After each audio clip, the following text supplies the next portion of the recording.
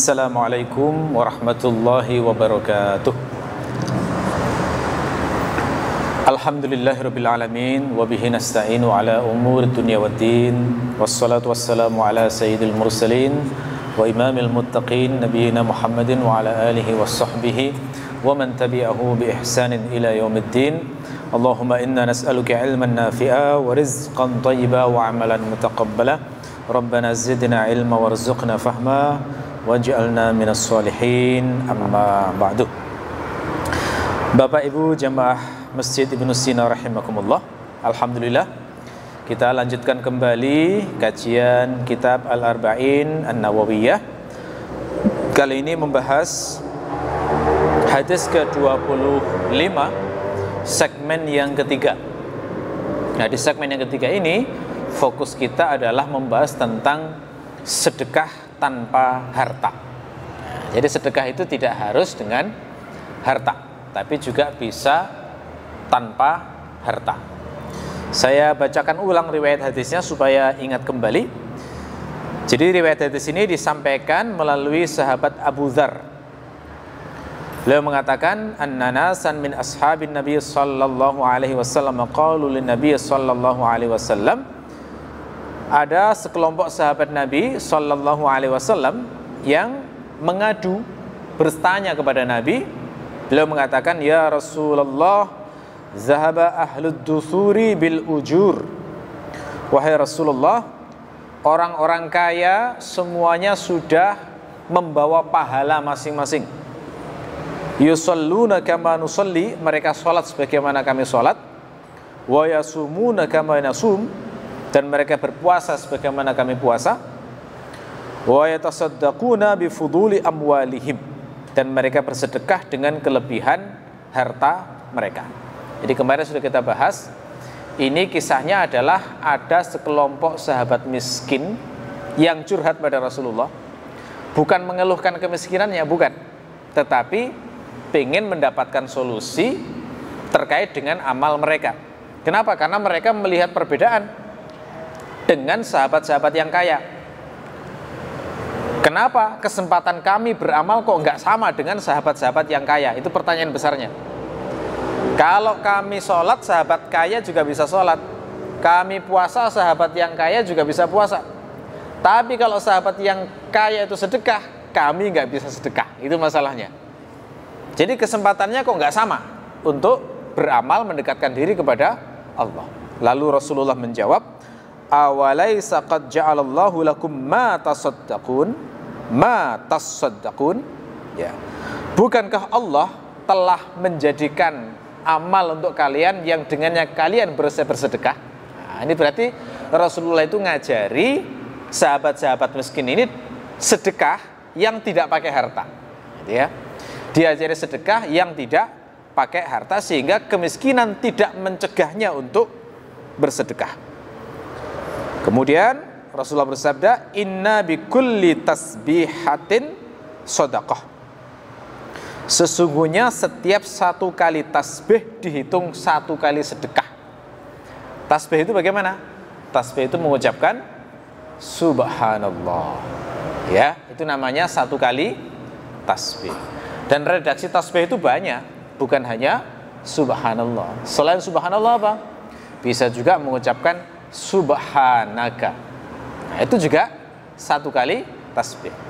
Boleh ditambah lagi dengan ucapan subhanakallahumma. Itu juga tasbih. Allahumma itu artinya apa sih? Allahumma itu artinya ya Allah. Nah, makanya gitu. Jadi kalau misalnya Allahumma ufirli, itu maknanya ya Allah ilfirli, ya Allah ampunilah saya. Ini kalau dalam bahasa Arab dibahas itu. Ya itu adalah harf nida, kata yang digunakan untuk memanggil. Terjemahannya wahai, ya. Ya Allah berarti wahai Allah, ya Allah. Kalau ya ini kemudian dilempar ke belakang, itu jatuhnya jadi mim yang ditasydid. Akhirnya Allah menjadi Allahumma. Nah, itu ya. Jadi mim yang ditasydid aslinya adalah perubahan dari ya di depan itu. Ya Allah. Jadi subhanakallahumma itu sama dengan subhanaka ya Allah. Ya, sama dengan itu.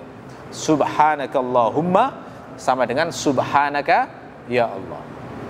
Termasuk lafaz tasbih yang lain adalah Subhana Rabbi, itu juga bagian dari tasbih. Subhana Rabbi, Maha suci Tuhanku. Subhana Rabbi, kadang dikasih sifat Subhana Rabbiyal A'la, Maha suci Tuhanku yang maha tinggi. Nah, itu sebenarnya adalah tasbih dengan menambah sifat yang maha tinggi. Kadang dikasih sifat agung, Subhana Rabbiyal Azim, Maha suci Tuhanku yang maha agung. Semuanya tasbih itu. Kadang dikasih dhamir nahnu, kami, Subhana Rabbina, Subhana Rabbina, seperti bacaan sujud sahwi misalnya, Subhana Rabbina in kana wa'du Rabbina lamaf'ula. Itu juga tasbih. Jadi tasbih itu variasinya banyak sekali. Yang paling umum, yang paling mudah, yang mungkin sudah kita hafalkan adalah Subhanallah, Maha suci Allah. Termasuk yang dibaca ini saat selesai sholat tarawih biasanya di masjid-masjid itu, Subuhun Qudusun, Subuhun Qudusun, itu maknanya tasbih juga itu. Ya, itu. Jadi satu kali tasbih dihitung satu kali sedekah. Wa kulli takbiratin shadaqah, dan setiap satu kali takbir itu adalah sedekah. Berarti orang mengucapkan Allahu Akbar itu sama seperti sedekah. Satu kali sedekah, Allahu Akbar. Wa kulli tahmidatin shadaqah, dan setiap tahmid adalah satu kali sedekah. Tahmid berarti mengucapkan Alhamdulillah, itu satu kali tahmid. Kadang boleh diucapkan hamdan lillah, boleh juga. Alhamdulillah sama dengan hamdan lillah. Boleh juga diucapkan lillahil hamdu, sama itu.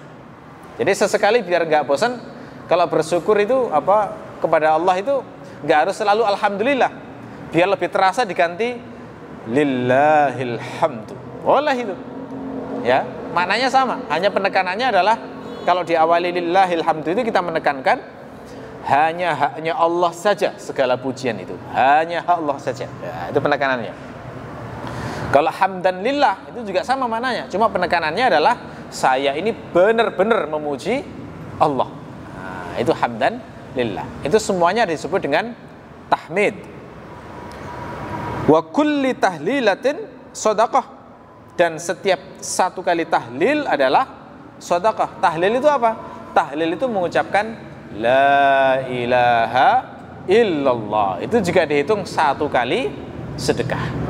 Jadi bayangkan kalau orang mengucapkan subhanallah, alhamdulillah, la ilaha illallah, Allahu Akbar. Nah, ini sudah 4 kali sedekah ini. 4 kali sedekah. Asalkan ngerti ilmunya ini. Loh, apa ada bedanya antara ngerti ilmu dengan tidak? Loh, ada bedanya. Orang kalau beramal ngerti ilmunya, punya harapan dengan berdasarkan ilmu tersebut, itu yang berpahala. Kalau sekedar melakukan perbuatan baik tanpa dasar ilmu, tanpa dasar niatnya, itu nilainya bisa beda di sisi Allah. Contoh, sama-sama ngasih makan orang yang kelaparan, orang muslim bisa melakukan, ateis juga bisa melakukan. Yang membedakan apanya? Yang membedakan adalah ilmunya, niatnya apa, begitu. Orang ateis itu karena nggak punya ilmu wahyu ini, ketika memberi makan mungkin motivasinya adalah biar saya dikenang sebagai orang baik, biar saya itu harum namanya, biar saya nanti namanya menanam kebaikan, pasti nanti akan mendapatkan buahnya. Siapa menanam maka dia akan mengetam, gitu ya. Jadi dia ada pamrih-pamrih duniawi, itu orang ateis. Tapi kalau orang mukmin ngasih makan, saya ini banyak dosanya, tak kasih makan biar Allah mengampuni dosa saya, biar derajat saya ditinggikan oleh Allah, biar saya nanti di akhirat dibalas dengan surga. Nah, itu nilainya beda. Berarti nggak cukup hanya sama-sama perbuatan baik. Orang baca Yasin, kalau niatnya taqarrub ilallah, pahalanya pahala tilawah. Tapi ada itu orang yang menjadikan sebagian ayat surat Yasin untuk guna-guna. Loh, ada itu. Saya pernah baca itu satu buku itu yang ngajari begini. Kalau Anda cinta pada seorang wanita, lalu Anda ingin mengguna-gunai dia biar dia cinta pada Anda, maka bacalah ayat yang berbunyi wa dzallalnaha lahum faminha rakubuhum wa minha ya'kulun. Itu ya. Aku tundukkan hewan-hewan itu, ya. Maka di antara hewan tersebut ada yang ditunggangi dan ada yang dimakan. Terus saat sampai pada lafaz ha, itu disuruh membayangkan cewek yang dicintai tadi. Wa dzallalnaha lahum faminha rakubuhum, ya. Sambil membayangkan wanita yang disenangi tadi. Wah, itu katanya nanti akan bisa membuat jatuh cinta wanita tadi. Nah, ini kan baca Quran tapi niatnya untuk hal duniawi. Gimana mau mendapatkan pahala? Tidak bisa itu. Ya, jadi ilmu itu yang paling menentukan. Yang membedakan di sisi Allah adalah ilmu yang itu akan mengontrol niat kita saat melakukan sebuah perbuatan. Makanya siapa yang sudah tahu ilmu ini, 1 kali tasbih sama dengan 1 kali sedekah, 1 kali tahmid 1 kali sedekah, 1 kali takbir 1 kali sedekah, 1 kali tahlil 1 kali sedekah. Setiap dia melakukannya sudah kayak sedekah berkali-kali itu. Maka bayangkan setiap sholat mengucapkan subhanallah, subhanallah, subhanallah sampai 33 kali, alhamdulillah, alhamdulillah sampai 33 kali, Allahu akbar, Allahu akbar 33 kali, ditambah lagi la ilaha illallah 33 kali. Wah, sudah berapa itu? 100 lebih. 100 lebih kali sedekah. Nah, ini orang kaya pun nggak bisa nyusul mungkin ya. Ya. Orang kaya pun mungkin kayak nggak ngerti nggak bisa nyusul. Karena orang sedekah itu juga nggak mungkin tiap hari. Orang kaya kalau sedekah itu ya sebulan berapa kali begitulah. Ya, tiap hari nggak mungkin atau sulit. Kalau setiap hari itu selalu sedekah ke berbagai tempat. Walaupun mungkin. Ya. Terus Nabi mengatakan wa amrun bil ma'rufi shadaqah. 1 kali memerintahkan hal ma'ruf adalah sedekah. Jadi ngajak orang, ayo sholat itu dihitung sedekah. Ayo silaturahmi itu dihitung sedekah. Ya. Ayo menjenguk orang sakit itu dihitung sedekah. Ayo kita tilawah bareng dihitung sedekah. Ayo ngaji misalnya. Nah, itu dihitung sedekah. Ya. Ayo umrah misalnya. Nah, dihitung sedekah.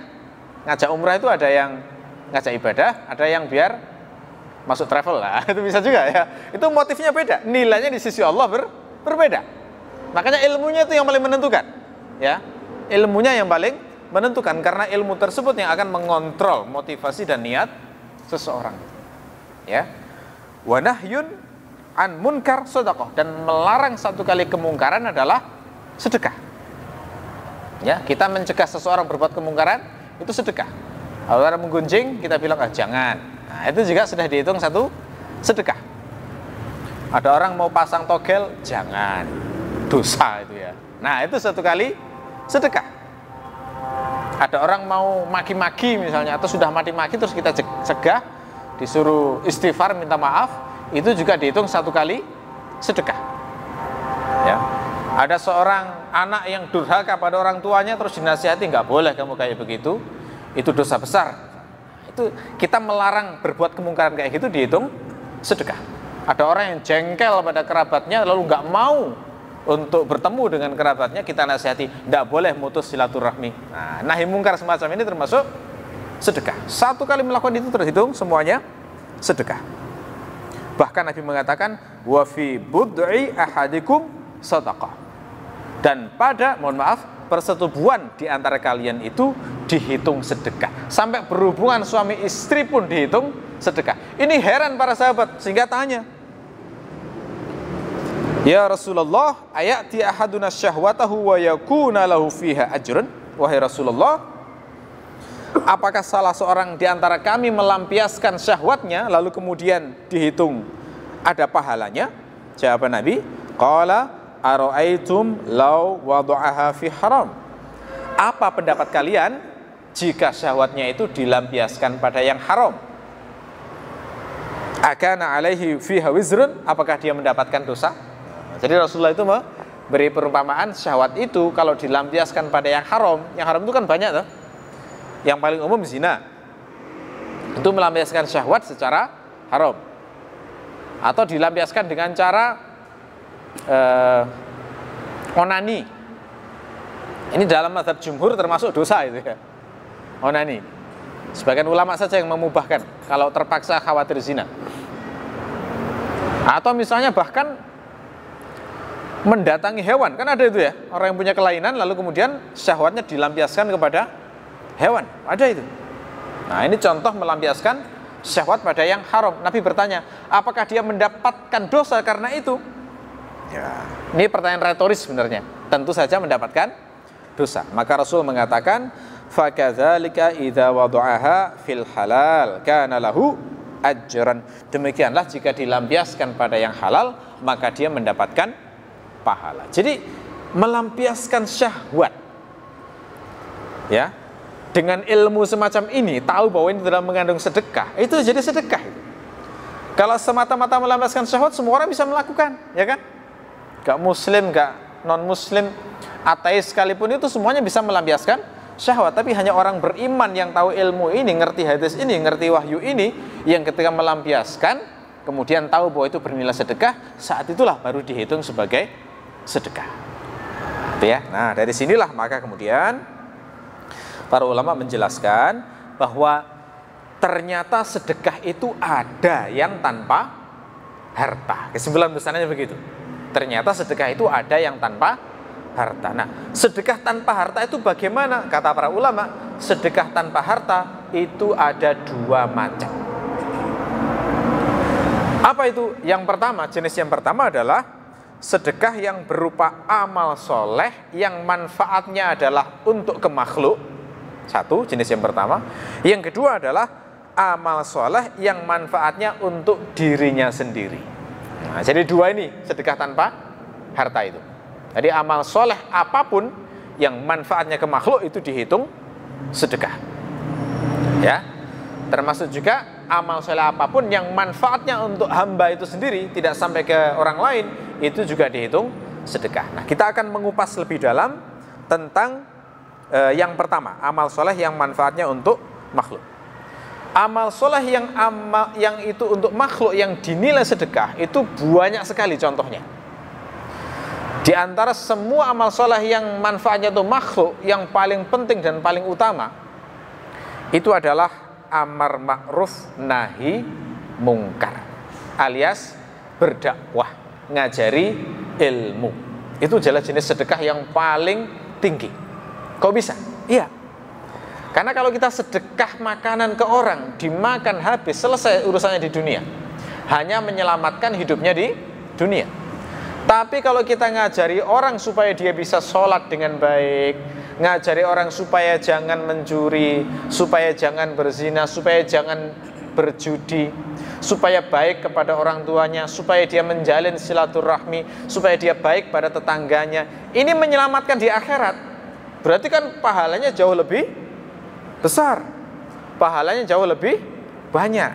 Makanya ini adalah jenis sedekah yang sangat tinggi, jenis sedekah yang tidak memakai harta tapi nilainya sangat tinggi. Ya. Nah, oleh karena itu, kalau misalnya di Quran itu ada banyak perintah sedekah, maka jangan sampai dipahami dan dibatasi itu hanya dalam bentuk harta saja. Karena ada ternyata orang-orang yang oleh Allah itu dikasih sempit hartanya, sehingga dia sedekahnya bukan dengan harta, tapi sedekahnya ngajari ilmu. Kadang begitu, ya. Malahan, ya kebanyakan orang yang dikasih ilmu itu memang rata-rata, nggak semuanya ya, rata-rata kalau dikasih ilmu agama yang banyak itu malah rezekinya disempitkan itu, kebanyakan itu ya. Seperti Asy-Syafi'i. Syafi'i itu sampai buat syair itu. Bila mengatakan begini, "Lau kana bil hiyalil ghina lawajadtani binujumi aqtaris sama'i ta'alluqi." Seandainya kekayaan itu bisa didapatkan dengan kecanggihan planning, niscaya engkau akan mendapati kekayaanku ini sampai ke bintang-bintang di langit sana. Nah, kenapa? Karena Syafi'i itu kan luar biasa, ilmunya itu sangat luas dan sangat mendalam. Beliau itu jenius, hitungannya jenius beliau itu. Luar biasa sekali ilmunya. Tapi dalam sejarah Asy-Syafi'i itu dikenal sebagai orang yang miskin. Hartanya sempit. Nah, ini menunjukkan berarti memang kecanggihan planning itu tidak menjamin orang itu bisa lebih kaya daripada orang lain. Di antara ayat Allah yang menunjukkan bahwa masalah rezeki itu ketentuan Allah adalah orang yang planningnya biasa-biasa, rezekinya lebih banyak daripada orang yang planningnya terlalu canggih. Kadang planningnya karena terlalu canggih malah nggak ada yang jalan gitu ya, karena nggak sesuai dengan yang dibayangkan ya kan begitu. Sebaliknya ada orang planningnya simple saja, langsung action, belajar dari pengalaman, wah itu malah lebih banyak itu hasilnya bisa jadi. Nah ini ya. Oke. Jadi sedekahnya orang kalau punya ilmu itu kebanyakan justru adalah mengajar, menyampaikan ilmu, ngajari TPQ misalnya ya. Walaupun ngajari TPQ itu kalau dari sisi harta ya tidak sumbut lah istilahnya. Saya melihat kalau di kampung-kampung guru-guru TPQ itu 1 bulan itu kadang dikasih 100.000 gitu ya. 1 bulan loh itu, dan ngajarnya itu tiap hari. Luar biasa itu pengabdiannya itu. Ini sangat tidak sumbut dengan pekerjaannya itu. 100.000, 150.000. Karena namanya anak kampung ya, ngaji TPQ itu ya bayarnya per bulan SPP-nya 3.000 gitu ya, 5.000 gitu. Nggak bisa ditarik yang tinggi-tinggi itu. Nah ini contoh beliau-beliau yang bersedekah dengan ilmunya. Ini harus dihargai luar biasa, karena jasa beliau itu yang membuat banyak orang itu jadi melek baca Al-Quran ya semuanya. Oke. Ada satu hadis yang cukup lugas yang menyebut bahwa amar ma'ruf nahi mungkar itu adalah bagian dari sedekah. Seperti yang tadi saya bacakan ya di hadis tadi itu kan Rasul mengatakan amar ma'ruf nahi mungkar adalah bagian dari sedekah. Memerintahkan satu ma'ruf dihitung satu sedekah, mencegah satu kemungkaran dihitung satu sedekah. Ada juga hadis dalam kitab Al-Adab Al-Mufrad dari Abu Musa, beliau berkata Rasulullah sallallahu alaihi wasallam bersabda, ala kulli muslimin shadaqah, setiap muslim itu wajib bersedekah. Wah, ini ada hadis yang mewajibkan bersedekah ini. Ala itu ala isti'la bahasa Arabnya. Itu konotasinya adalah beban. Ya. Menjadi beban setiap muslim atau sebuah kewajiban setiap muslim setiap hari untuk bersedekah. Para sahabat kemudian bertanya, fa in lam yajid, kalau nggak bisa sedekah bagaimana? Karena kalau disebut sedekah bayangan pertama kan dengan harta toh. Sementara tidak semua sahabat itu hartanya lebih, sehingga pertanyaannya kalau nggak bisa sedekah bagaimana? Qala fayatamilu biyadaihi fayanfa'u nafsahu wa yatasaddaqu. Ya. Silahkan bekerja, lalu kemudian memberi manfaat untuk dirinya, kemudian bersedekahlah. Nah, jadi tetap didorong untuk menghasilkan uang dulu untuk bisa bersedekah. Lalu mereka bertanya, fa in lam yastati aw lam yaf'al, kalau nggak mampu gimana? Atau misalnya sudah bekerja tapi hasilnya itu hanya cukup untuk memenuhi kebutuhan sendiri, bahkan kadang masih kurang misalnya. Atau misalnya punya uang lebih tetapi dia punya prioritas lain selain sedekah. Nah, itu bagaimana itu? Ini pertanyaannya kan, fa in lam yastati aw lam yaf'al. Kalau nggak mampu atau tidak melakukan. Tidak melakukan berarti artinya sebenarnya bisa, tapi karena ada prioritas lain maka tidak melakukan. Jawaban Nabi apa? Qala fayu'inu dzal hajatil mahluf.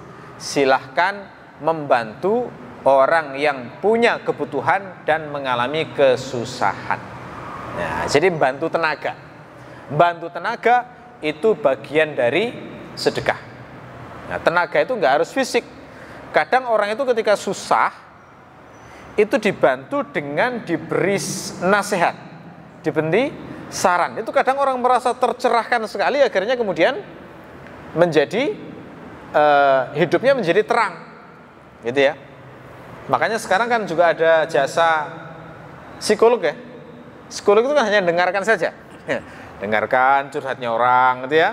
Lalu kemudian dicari akar masalahnya, dikasih saran, terus lega, setelah itu bayar, kan begitu ya. Ini psikolog semacam itu. Nah ini ternyata kalau misalnya seorang mukmin itu mau mendengar keluh kesah dari saudaranya, lalu kemudian mau membantunya, menghiburnya, maka itu bagian dari sedekahnya juga. Ya. Qalu fa in lam yaf'al, kalau misalnya enggak melakukan itu, kalau misalnya enggak bisa gitulah misalnya.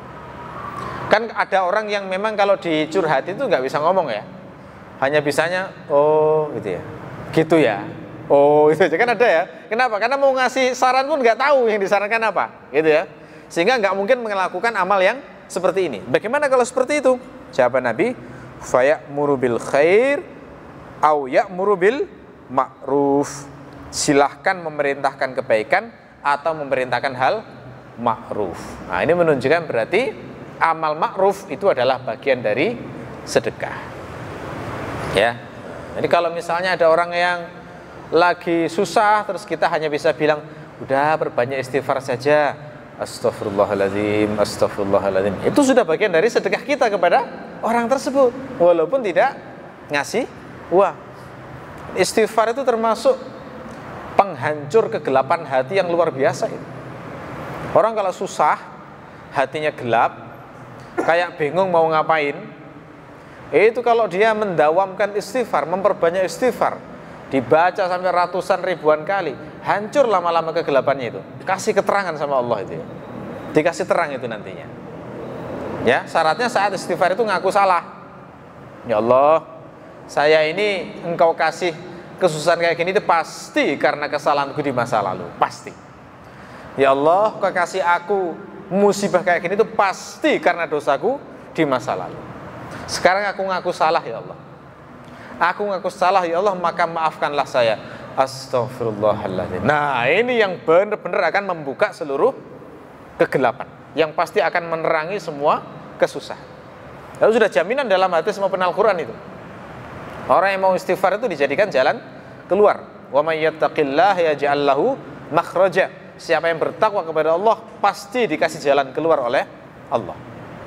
Rasulullah sendiri itu kalau sedang hatinya susah memperbanyak istighfar itu. Nabi mengatakan kadang-kadang la yuhanu ala qalbi. Kadang-kadang hatiku itu kayak berawan, berkabut. Itu kan artinya enggak cerah ya. Nabi sendiri itu kadang-kadang merasa enggak cerah hatinya. Namanya orang dikasih masalah tiap hari itu kan ya enggak selalu bisa menjernihkan masalah itu. Apa tindakan Nabi? Beliau memperbanyak istighfar. Tiba-tiba terjadilah pertolongan, tiba-tiba menjadi terang hatinya. Ini istighfar. Syaratnya tadi ya, sambil ngaku salah. Nggak boleh istighfar sambil sombong, nggak boleh. Harus ngaku salah. Siap untuk dibimbing oleh Allah, bertobat, meminta maaf atas segala kesalahan di masa lalu. Nabi Adam itu karena ngaku salah, maka oleh Allah kesusahannya dihilangkan. Jadi ya, Nabi Adam itu kan melakukan kesalahan, makan buah larangan, lalu ngaku salah. Doanya adalah Rabbana dzalamna anfusana. Ya Allah, kami ini zalim terhadap diri kami sendiri. Kenapa zalim ya? Karena makan buah larangan itu kan sama dengan menyengsarakan dirinya sendiri. Awalnya masuk surga, gara-gara makan itu akhirnya kan diusir dari surga. Nah, itu namanya zalim terhadap dirinya sendiri. Fa in lam taghfir lana wa tarhamna lanakunanna minal khasirin. Kalau engkau tidak mengampuni dosa kami dan merahmati kami, pastilah kami menjadi orang yang rugi. Jadi ngaku dosa dulu gitu loh ya, sehingga Allah akhirnya merahmati dan menyayangi Nabi Adam. Gitu ya. Beda dengan iblis. Iblis itu sudah salah, nggak ngaku salah, kan gitu loh masalahnya. Iblis itu ditanya, kamu itu disuruh sujud kok nggak mau sujud, kenapa? Dengan sombongnya merasa dirinya benar. Lah, saya kan diciptakan dari api. Nah, dia kan dari tanah. Wah, itu kan merasa dirinya lebih baik daripada Nabi Adam. Itu yang membuat akhirnya iblis itu dilaknat oleh Allah. Makanya kuncinya kalau istighfar itu ngaku salah dulu. Harus ngaku salah. Ya Allah, saya ini busuk ya Allah, sudah kotor. Kalau enggak kau bersihkan, saya pasti akan menjadi hamba yang paling sengsara dan rugi.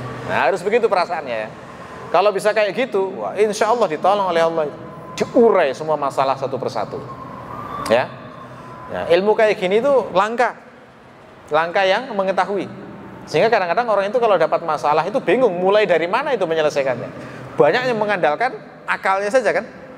Menyelesaikan sesuatu itu dengan mengandalkan kecanggihan planning begini. Sementara Allah itu lebih canggih dalam merancang sesuatu. Sehingga semua planningnya hancur lebur kadang itu. Tapi kalau di para ajaib menyelesaikan masalah-masalah itu terurai satu per satu. Ya, oke. Baik. Ada juga hadis riwayat Ibnu Majah dari Abu Hurairah, Rasulullah mengatakan, afdhalus shadaqah an yata'allamal mar'ul muslim ilman thumma yu'allimahu akhahul muslim. Sedekah yang paling baik adalah seorang muslim itu belajar ilmu lalu kemudian mengajarkan pada saudaranya sesama muslim. Jadi ngajar itu termasuk sedekah yang terbaik menurut riwayat ini. Dan untuk ngajar itu nggak harus jadi ustadz, nggak harus jadi ulama. Kita semua itu oleh Allah ditugasi ngajar, minimal ngajari anak dan istri, kan begitu. Minimal ngajari anak dan istri, ngajari saudara yang belum ngerti, gitu ya. Ngajari ayah, ngajari ibu, ngajari saudara, ngajari saudari, ngajari keponakan, ngajari sepupu, ngajari teman. Itu nggak harus jadi ulama, enggak. Yang penting kita tahu betul ilmunya, jelas ilmunya. Walaupun yang kita ajarkan itu hanya istighfar tadi misalnya. Saya itu pernah dapat ilmu dari saat kajian bahwa istighfar itu bisa mengurai segala masalah kita. Ayo istighfar yuk. Nah, ini sudah ngajar ini. Ini dihitung sebagai sedekah, bahkan dianggap sebagai afdhalus shadaqah. Ngajari anak misalnya. Anak misalnya ngomong kotor, kita ajari, nah tidak boleh ngomong kotor. Kenapa? Karena Rasulullah mengajarkan kepada kita bahwa mukmin itu orang yang menjaga lisannya. Laisal mu'minu bit-ta'an walal la'an walal fahish walal badhi, kata Rasulullah.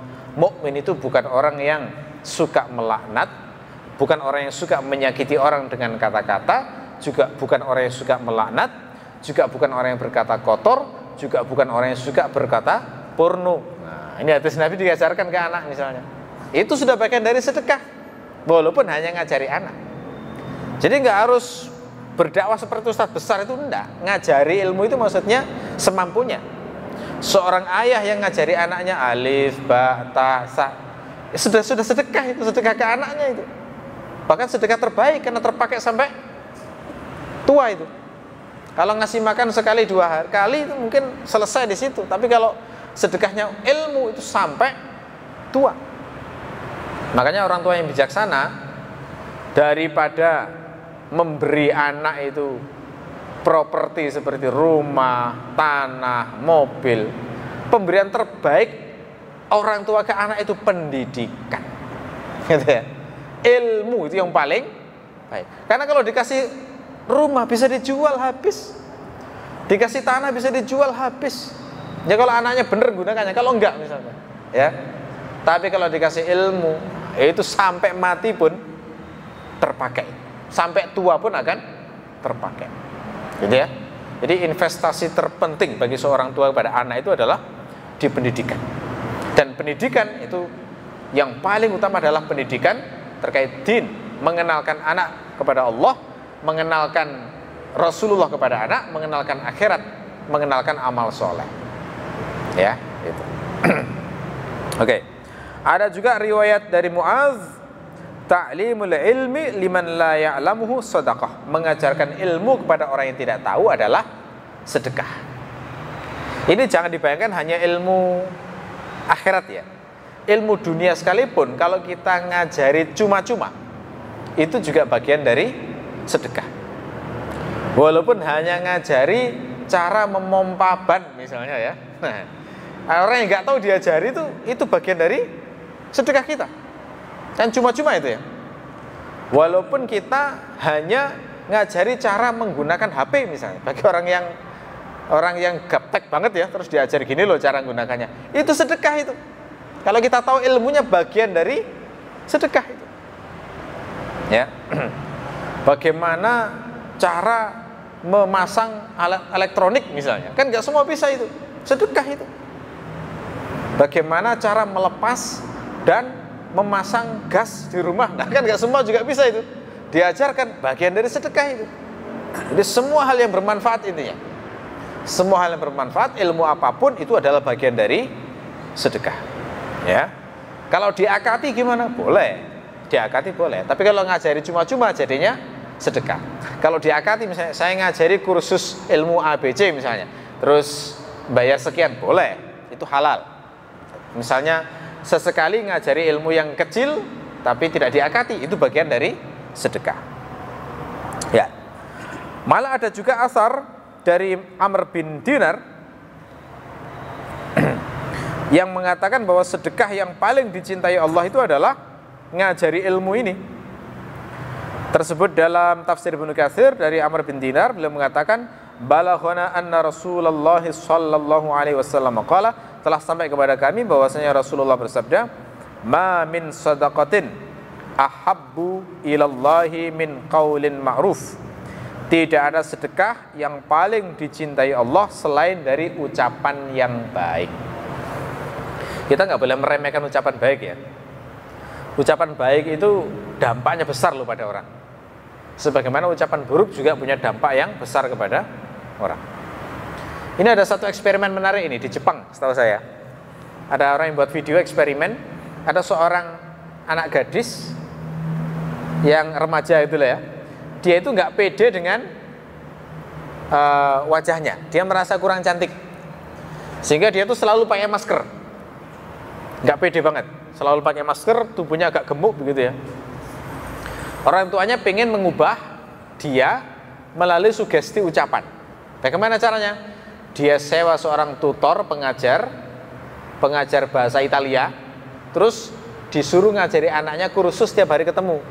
Nah, saat ketemu itu, tutornya ini fokusnya bukan ngajari bahasa Italia sebenarnya, tapi memberikan kata-kata yang positif yang bisa menimbulkan dampak biar lebih pede anak ini. Mulailah pertemuan pertama dipuji gagang kacamatanya.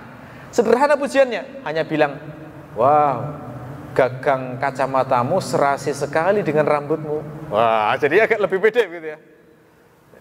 Dia memujinya itu sesuai kenyataan. Sesuai kenyataan, nggak lebay. Karena kalau lebay nanti kan akhirnya curiga ya. Wah, ini nggak benar ini ngomongnya gitu ya. Jadi ngomongnya sesuai kenyataan. Dipuji gagang kacamatanya, terus dipuji hidungnya. Hidung itu eksotik banget gitu ya. Ya jadi diomong yang bagus-bagus lah intinya. Lama-lama terjadi perubahan. Pujian-pujian itu akhirnya membuat dirinya jadi merenung, lalu kemudian sampai akhirnya perubahan pertama yang dilihat orang tuanya adalah kamarnya lebih rapi. Kamarnya lebih rapi, lebih bagus. Ini tandanya berarti dia sudah mulai perhatian dengan dirinya. Dia seakan-akan itu merasa, loh aku ini loh ada area yang mengapresiasi, aku ini loh ada yang memuji, berarti aku sebenarnya punya kelebihan. Nggak enak lah nanti kalau lihat kamarku jadi berantakan, kan kayak nggak sesuai dengan yang ada pada diriku. Mungkin pikirannya begitu, akhirnya lebih rapi jadinya. Jadi rapi, akhirnya kemudian berani mulai berdandan. Akhirnya kemudian setelah beberapa pekan, bulan itu berubah total. Dari yang nggak pede, maskernya dilepas, dandannya sudah kayak artis Korea kira-kira gitu ya. Nah, ini poinnya adalah ingin menunjukkan bahwa kalimat-kalimat baik itu dampaknya besar pada orang. Maka hati-hati memang. Ngomong ke anak pun juga harus hati-hati. Sekali-kali jangan sampai ngomong kalimat-kalimat yang buruk. Anak yang sering dibilang tiap hari kamu itu goblok, itu lama-lama akan merasa aku memang goblok begitu ya. Itu karena kesalahan orang tuanya yang selalu mencela anaknya dengan kalimat begitu. Gitu ya. Makanya perintah Nabi kan qaulun ma'ruf, ucapkan kalimat-kalimat yang baik. Jadi jangan remehkan pujian ke anak yang positif ya. Kamu itu punya kemampuan semacam ini. Wah, luar biasa sebenarnya kamu ini. Wah, diapresiasi apapun perbuatannya. Masya Allah. Gak menyangka ya, ternyata kamu itu sangat perhatian kepada ayah. Kamu ternyata luar biasa baik kepada ibumu. Itu akan membentuk akhlak, sehingga nanti akan ketika menjadi dewasa akan melekat menjadi orang-orang yang baik juga. Ya, begitu. Kalau masih anak-anak seperti itu ya. Nanti kalau sudah punya pengertian, akalnya sudah sempurna, diajari konsep amal soleh, diajari tentang keikhlasan, sehingga tertata dan menjadi baik. Ya, oke. Jadi itu ya. Jadi amar ma'ruf nahi mungkar itu adalah diantara sedekah yang terbaik yang diberikan kepada orang lain, yang manfaatnya dirasakan oleh orang lain. Kemudian yang lainnya lagi adalah menafkahi keluarga. Nah, ini saya masukkan kenapa? Karena begini, kebanyakan orang itu menyangka kalau nafkahi itu ya sudah kewajiban gitu loh ya. Tidak terhitung sebagai sedekah. Padahal menurut dalil itu bagian dari sedekah itu. Nafkah keluarga itu adalah bagian dari sedekah. Saya sebutkan dalilnya.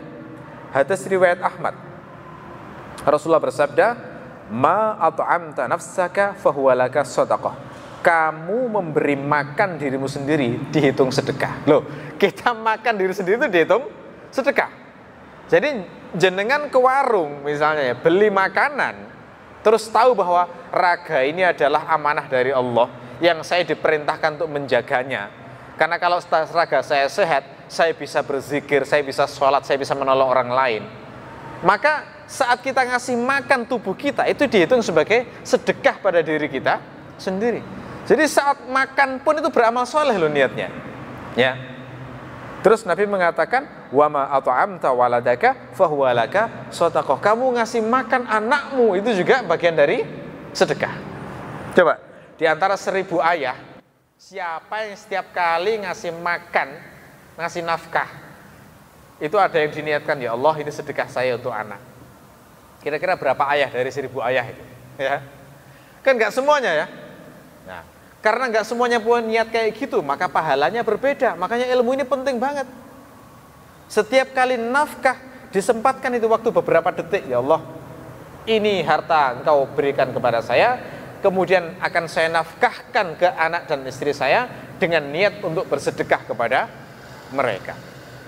Kan kadang-kadang ada seorang ayah yang karena nggak ngerti ilmu ini, itu kalau ngasih orang royal ke keluarganya sendiri, pelit, kan ada yang seperti itu ya. Itu kan dia, ini karena nggak ngerti ilmu ini, nggak ngerti bahwa di rumahnya itu ada orang yang paling berhak dengan hartanya, dan itu dihitung sedekah. Dikira sedekah itu hanya untuk orang lain. Ini konsep yang salah ini, gara-gara nggak ngerti ilmu semacam ini. Ya. Wa ma at'amta zaujataka fahuwa laka shadaqah. Ngasih makan istrimu bagian dari sedekah. Lanjutannya ini tadi ya. Wa ma at'amta khadimaka fahuwa laka shadaqah. Termasuk yang kau berikan kepada pembantumu itu adalah sedekah. Jadi pokoknya orang yang di rumah kita yang kita tanggung nafkahnya, termasuk hewan-hewan piaraan kita, itu sedekah loh itu. Ngasih makan burung, ngasih makan apalagi piaraan kucing, ngasih makan ikan, apapun pokoknya kita kasih, itu kan makhluk Allah juga itu. Itu semuanya bagian dari sedekah, gitu ya. Ya. Ada juga hadis riwayat Bukhari yang sangat lugas. Rasulullah bersabda, "Nafaqatur rajuli ala ahlihi shadaqah." Nafkah yang diberikan seorang lelaki pada keluarganya itu dihitung sedekah. Lugas banget ini. Ya. Makanya bagi bapak-bapak yang gajinya rutin,